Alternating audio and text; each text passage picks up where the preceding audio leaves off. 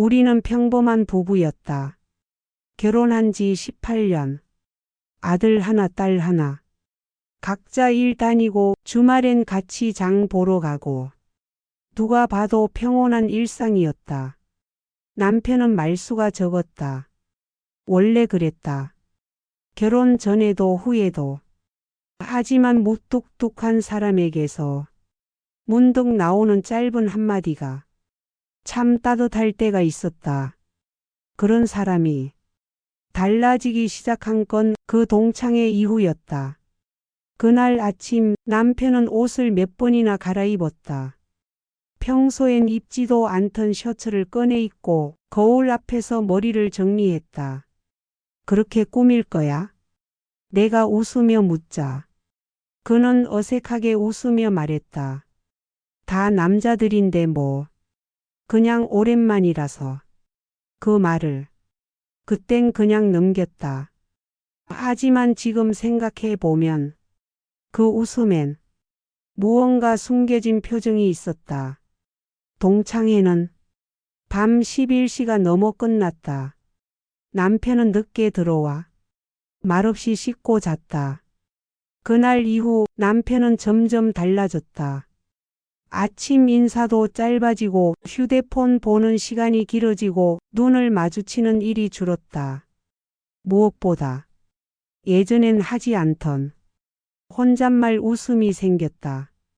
부엌에서 설거지하는 내 뒷모습에 예전엔 와서 말 한마디라도 붙였는데 요즘은 그저 지나친다. 처음엔 기분 탓이라 생각했다. 중년이 되면 다들 이렇게 되는 거라고. 하지만 어느 날 남편의 휴대폰 화면을 우연히 보게 됐다. 진짜 오랜만이었어. 그때 그 웃음 아직도 생생해. 나는 그 문장 하나에 머릿속이 하얘졌다. 그 말투, 그 이모티콘. 그건 나한테는 써본 적 없는 표현이었다.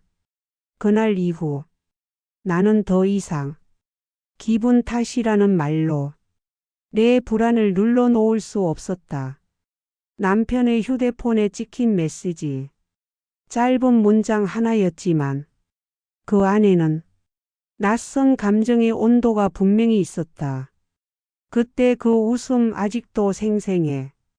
그 문장이 계속 머릿속을 맴돌았다.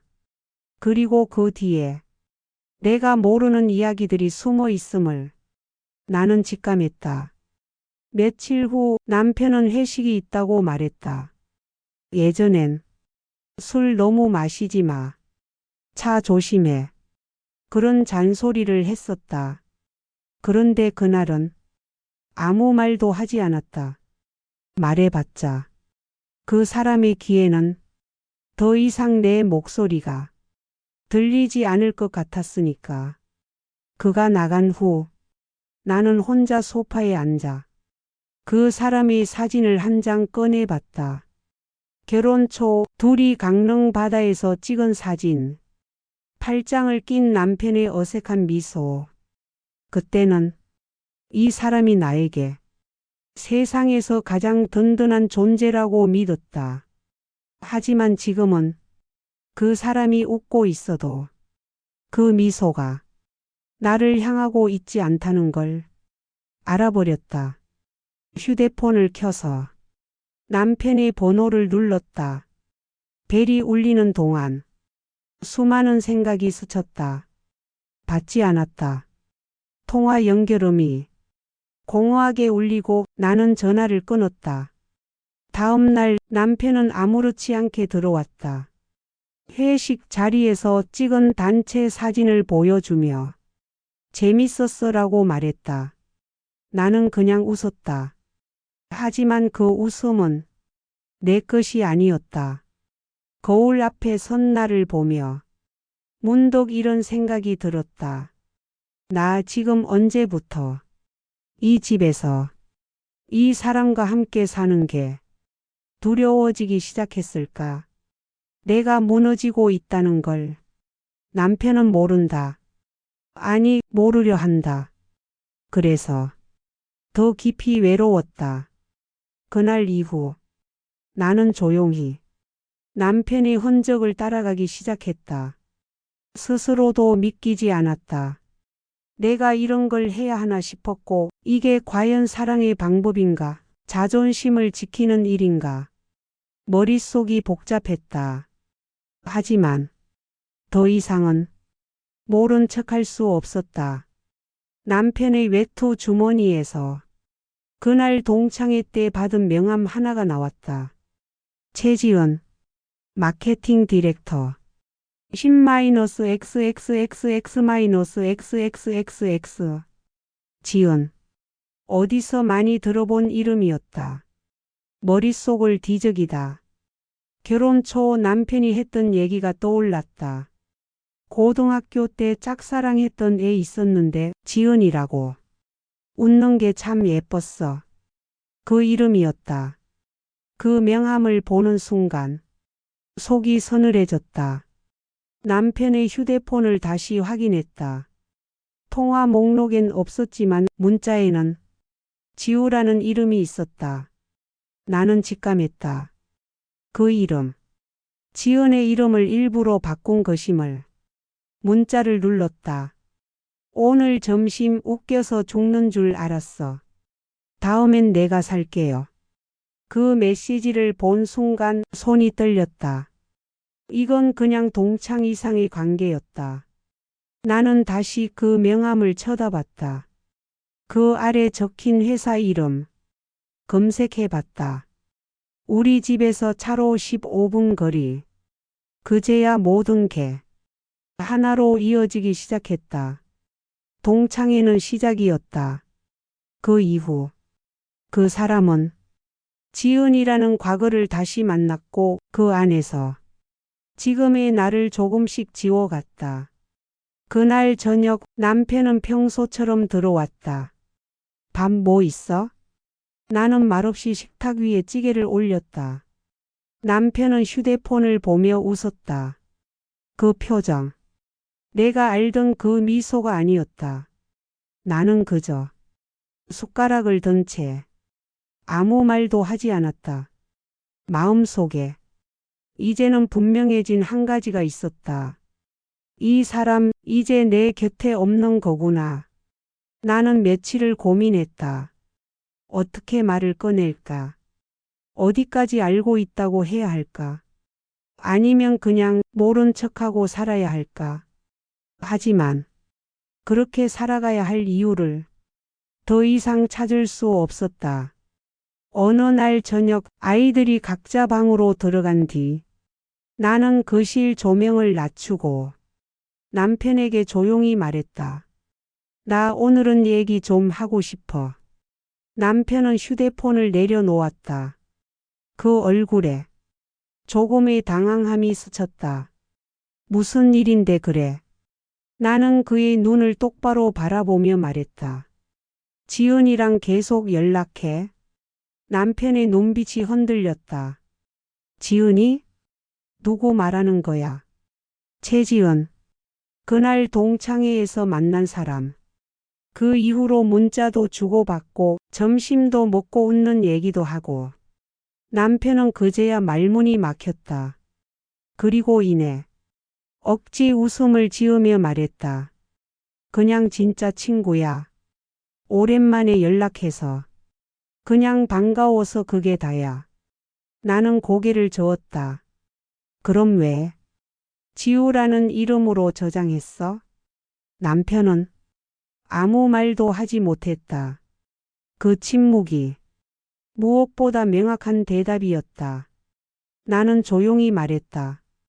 당신 내 앞에선 웃지 않아. 근데 지은이랑은 웃더라. 그 웃음.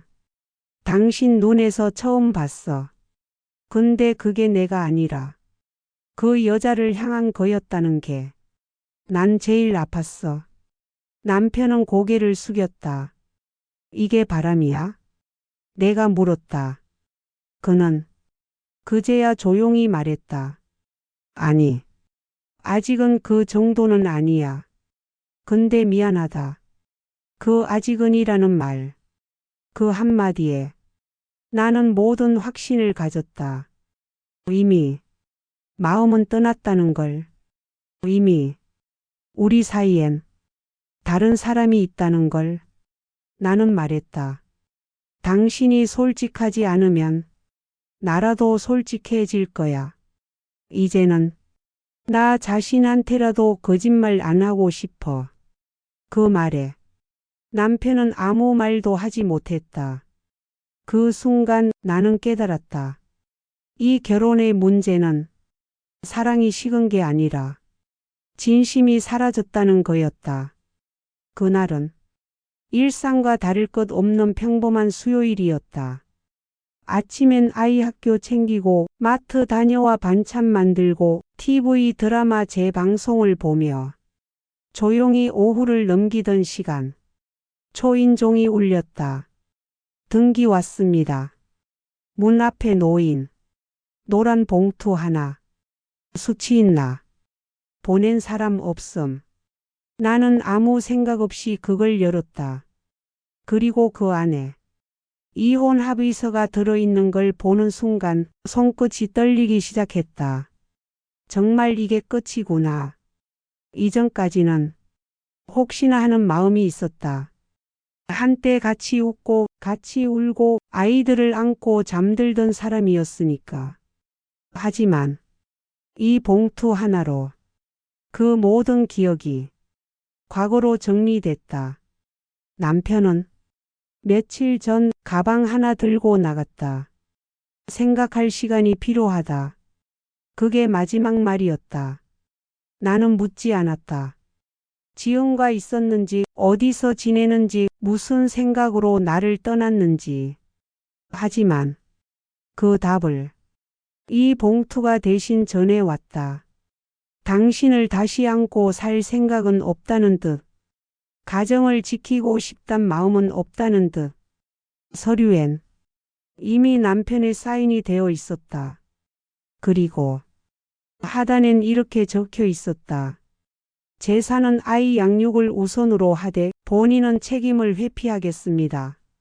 나는 소파에 앉은 채 한참 동안 그 종이를 바라봤다. 문득 식탁 위에 놓인 커피잔 하나가 보였다. 그 안엔 아직 따뜻한 커피가 남아 있었다. 방금 전까지 일상이었던 그 시간이 이 서류 한 장으로 전부 달라진 것이다. 그리고 그제야 눈물이 흘렀다. 남편이 날 버린 게 아니었다. 이 사람은 이미 오래전부터 이 집에 없었던 거였다. 나는 조용히 서류를 다시 봉투에 넣고 그 위에 메모를 적었다. 사인하겠습니다. 하지만 이건 끝이 아니라 내 시작입니다. 이혼 합의서를 받고 며칠 뒤 나는 법무사무소를 찾았다. 혼자였다. 아무도 몰랐다. 아이들에게도 친정 식구들에게도 아직 말을 꺼내지 않았다. 변호사는 조용히 서류를 넘기며 말했다. 혼인기간이 길고 아이도 있으니 재산 분할은 충분히 요구하실 수 있어요. 나는 고개를 끄덕였다. 남편과 나 18년 동안 모아온 돈, 집 예금, 퇴직금 그리고 적금들. 하지만 그 다음 말이 나를 멍하게 만들었다. 그런데 예금 계좌가 거의 비어 있네요. 최근 6개월 사이에 전부 출금되거나 다른 명의로 이체된 흔적이 있습니다. 나는 멍하니 물었다. 다른 명의요? 누구요? 변호사는 노트북 화면을 보여주며 조용히 말했다. 최지은이라는 이름 아시나요? 그 순간 가슴이 쿵 내려앉았다. 지은, 그 사람. 남편은 이미 오래전부터 계획하고 있었던 거였다. 집을 나가기 전 모든 돈을 그 여자의 이름으로 옮겨놨다. 그날 밤 나는 통장을 꺼냈다.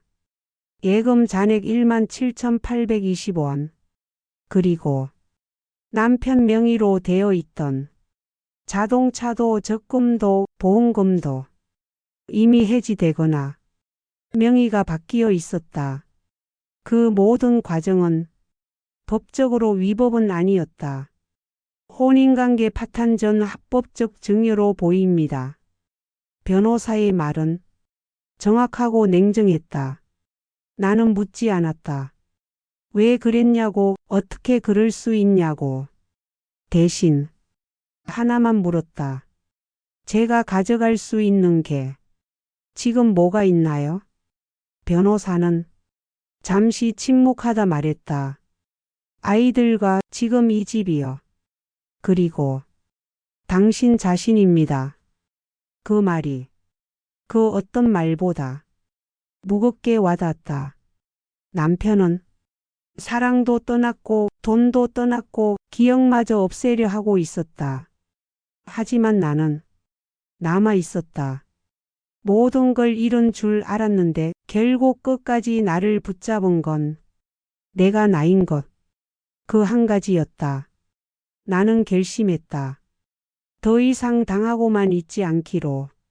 이건 단순한 감정 싸움이 아니라 내 삶을 되찾는 일이었다. 변호사와 상의 끝에 나는 상간자 위자료 청구 소송을 접수했다. 명백한 증거도 있었다. 문자, 계좌이체 내역, 동창회 이후의 정황까지. 그 여자는 내 가정을 망가뜨렸어요. 이건 그 대가를 묻는 겁니다. 소장이 접수되자 지연 측에서 먼저 연락이 왔다. 지금 이러면 아이들한테도 안 좋잖아요. 좋게 마무리하시죠. 나는 조용히 말했다. 좋게요? 그럼 내 인생은 뭐로 마무리되나요? 며칠 후 남편에게도 소송이 통보됐다. 그는 전화를 걸어 목소리를 높였다. 이건 너무한 거 아니냐? 내가 이럴 줄 몰랐다. 나는 담담하게 대답했다. 나는 당신이 이럴 줄 이미 알고 있었어. 그래서 준비한 거야. 그 말에 한참 침묵이 흐른 뒤 남편은 전화를 끊었다. 그리고 2달 후 법원은 판결을 내렸다. 지은에게 위자료 2천만 원 지급. 남편은 재산 은닉과 기망행위로 별도 조정 명령. 향후 3년간 법정 기록에 정식 이혼 분쟁 등록.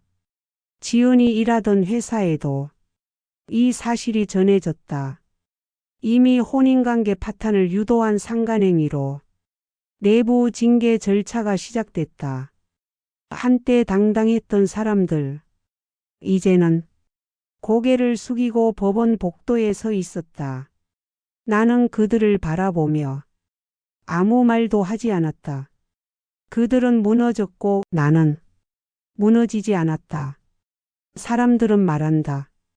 그래도 아이들 생각해서 참아야 하는 거 아니냐고. 하지만 나는 안다.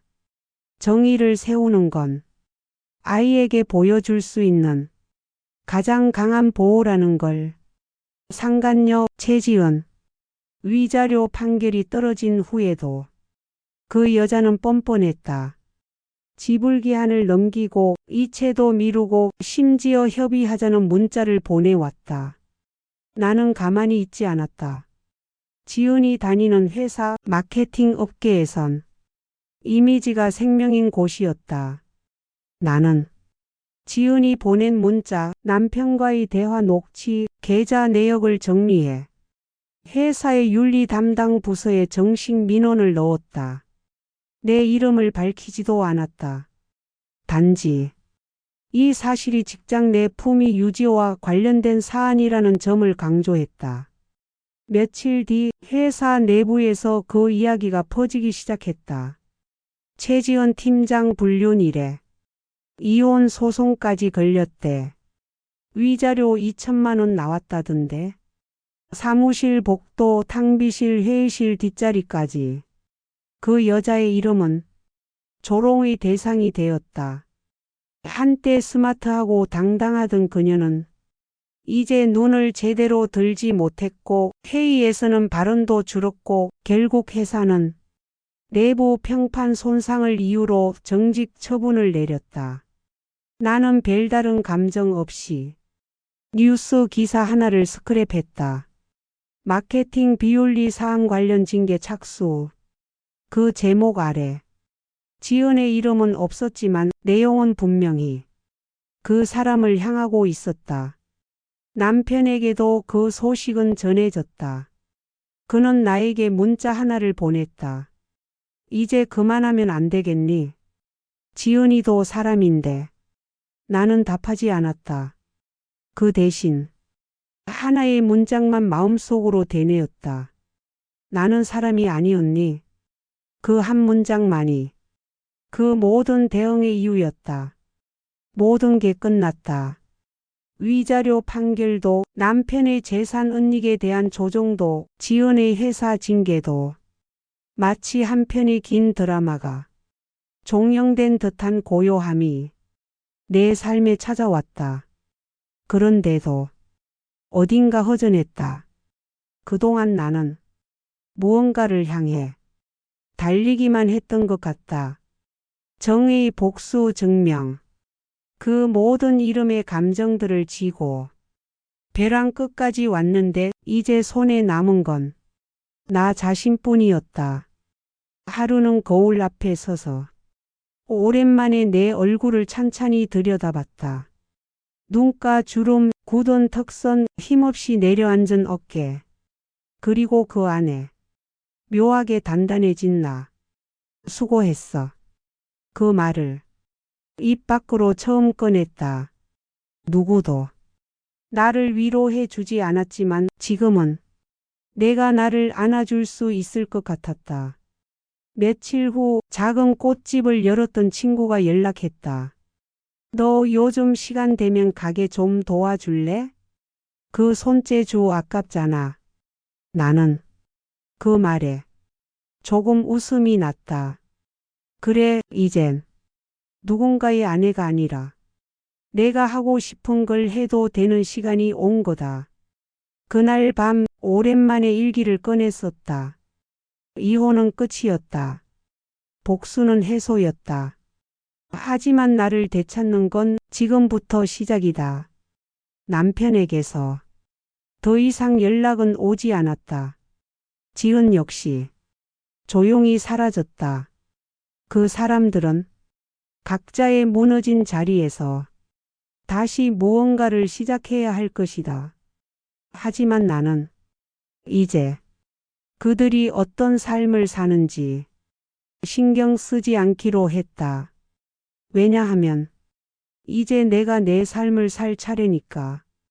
이혼이 끝난 지 6개월. 나는 더 이상 그 사람의 안부를 궁금해하지 않았다. 정확히 말하면 궁금하지 않아도 되는 사람이 됐다. 그 사람은 지은과 함께 살지 않았다.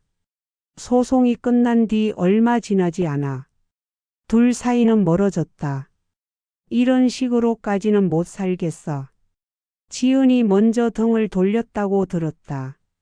그리고 남편은 혼자가 됐다. 시댁에도 그를 반기지 않았다. 시아버지는 전화로 말했다. 어디서부터 잘못됐는지 알겠냐? 넌 며느리를 버렸고 이제 우리도 널 버린다. 그 말이 가끔 내 귓가를 맴돌았다. 그 사람이 그리웠냐고? 아니다. 단 한 번도. 하지만 그 사람이 나를 그리워한다는 걸 느낄 수 있었다. 우연히 들은 이야기. 그가 친구에게 이렇게 말했다고 한다. 지은이는 나한테 사랑이었지만 그 여자는 집이었다. 근데 내가 집을 떠났더니 사랑도 길을 잃더라. 그 말을 들은 순간 나는 이상하게 눈물이 나지 않았다. 이미 다 말라버린 눈물이고 이젠 위로할 가치도 없는 말이었다. 나는 지금 하루하루가 평온하다. 작은 꽃집에서 계절을 마주하고 아침이면 혼자 커피를 내리고 밤엔 책을 펼치고 잠든다. 누가 묻는다. 혼자 안 외로워요? 나는 웃는다. 혼자가 아니라 이제서야 내 삶을 같이 살아주는 사람이 생긴 거예요. 그게 나예요.